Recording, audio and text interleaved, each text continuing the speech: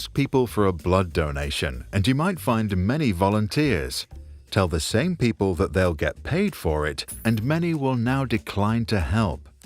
Why do you think that might be? Self-determination theory argues that we do what we do because we are motivated by three basic needs that drive our behavior more than anything else. First comes autonomy. We desire to have the freedom of making our own choices and not be forced to do something we don't want. Second is competence. We want to feel that we have the skills required to do the work ourselves and not be confronted with tasks that we don't understand. Third is connection.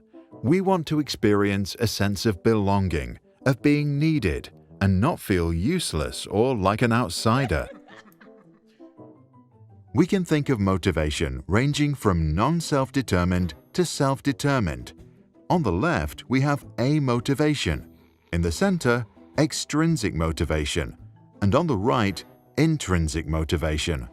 In terms of quality, they range from lower forms to higher forms.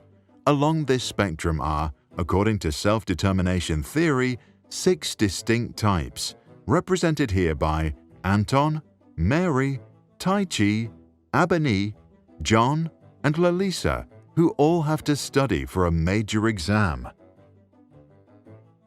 Anton does not understand the topic and therefore feels disconnected to the material. His need for competence remains unsatisfied and undermines his autonomy, leading him to lose control over the situation. As a result, he begins to think that school is pointless. He experiences amotivation. Mary likes to learn when she knows that if she does well, she will be rewarded. But when no one is around to stimulate her, she feels disconnected. Mary is not autonomous in her studies because she needs rewards that regulate her behavior externally, a job her mother usually does. This stage is called extrinsic motivation, externally regulated. Tai Chi strives to win or match the performance of others. When he's not among the top, his desires for competence and autonomy are not satisfied. He feels guilty when he can't be as good as others. The root of his behavior is therefore external. This stage is known as extrinsic motivation, introjected regulation. Abani values learning and sees herself as a good student. To her, getting good grades is important because it confirms her self-image.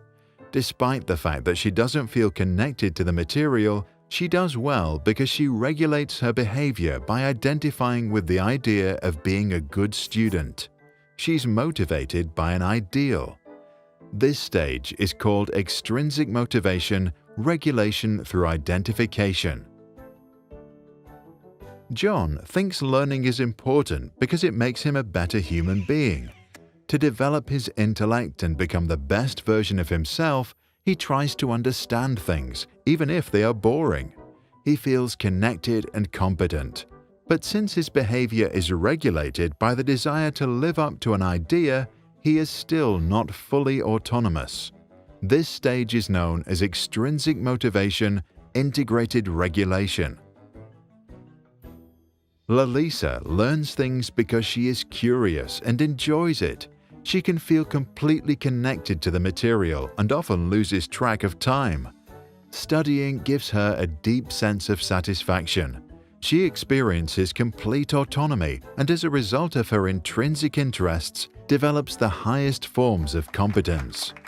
Now we speak of intrinsic motivation. Regardless of where we are along the spectrum, we all have complex human minds with changing interests and conflicting desires. Doing one thing, we may feel fully motivated, autonomous, competent, and connected. But then, the next day, life gets in the way and robs us of our 3 basic needs. We feel nothing but amotivation.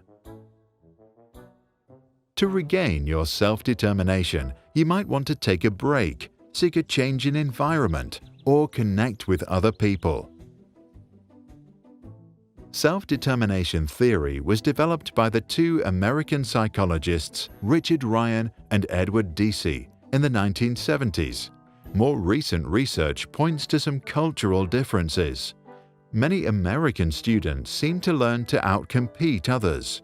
When Chinese study hard, it's often because they feel guilty if they do not meet expectations. On the interplay between extrinsic and intrinsic motivation, Deci said, "Sure, money motivates, but that's not the point. The point is that while money is motivating people, it is also undermining their intrinsic motivation." So what do you think about the model? Do you agree or disagree with the theory? And what do you think about extrinsic rewards? Share your thoughts in the comments below and let us know what motivated you to do so.